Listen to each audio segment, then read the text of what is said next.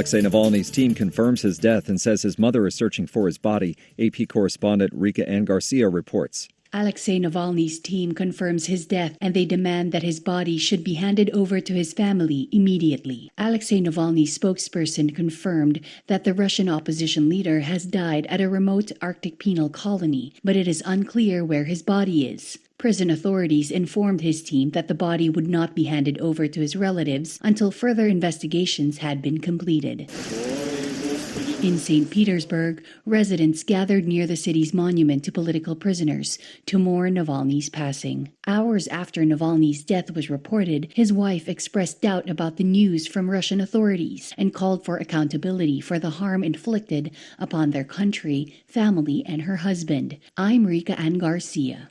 On the sidelines of the Munich Security Conference Saturday, U.S. Vice President Kamala Harris held bilateral talks with Ukrainian President Volodymyr Zelensky, in which she reiterated the United States' unwavering support for Ukraine. A U.S. aid package passed on a strong bipartisan vote in the U.S. Senate this week and awaits a vote in the U.S. House, where Republican leaders have been coy about when they will bring it up for a vote, if ever. Speaking to reporters, Harris said political gamemanship has no role to play. Politics should play no role in standing for the fact that Vladimir Putin, through his leadership of Russia, has shown himself to be fundamentally hostile to democratic principles. Zelensky said Saturday at a news conference with Harris that Ukraine was counting on a, quote, positive decision from Congress for the vital aid from its, quote, strategic partner. You'll find expanded coverage of world news and events at our website, voanews.com. This is VOA News.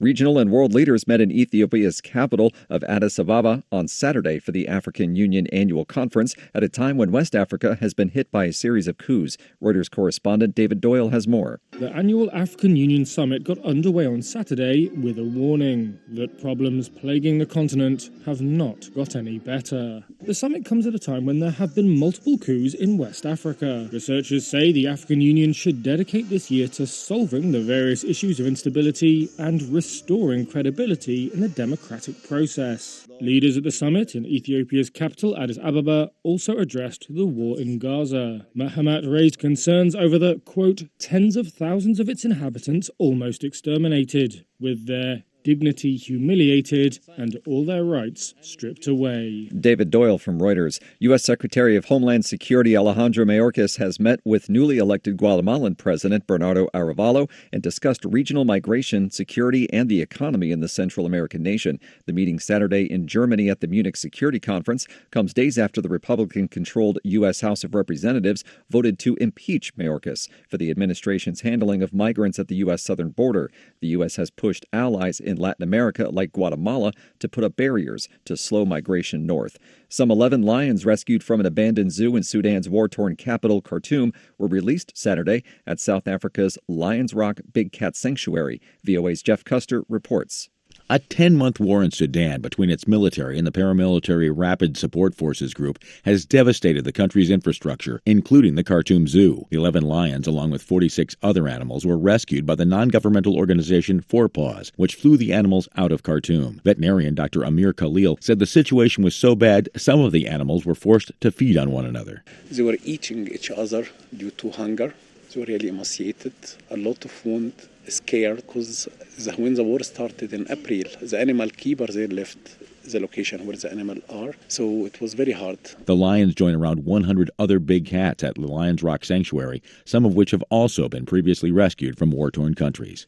Jeff Custer, VOA News. The interior ministers of 4 Arab countries have held talks in Jordan to discuss ways of combating the illegal drug trade in the region. The ministers of Iraq, Jordan, Syria, and Lebanon agreed Saturday to set up a joint telecommunications cell to exchange information. The drug trade has been a source of tension between Jordan and Syria, where the Jordanian Air Force reportedly carried out strikes on Syria's south, targeting alleged smugglers and drug manufacturing plants. Smugglers have used Jordan as a corridor in recent years to smuggle highly addictive Captagon amphetamine pills out of Syria, mainly to oil-rich Arab Gulf states.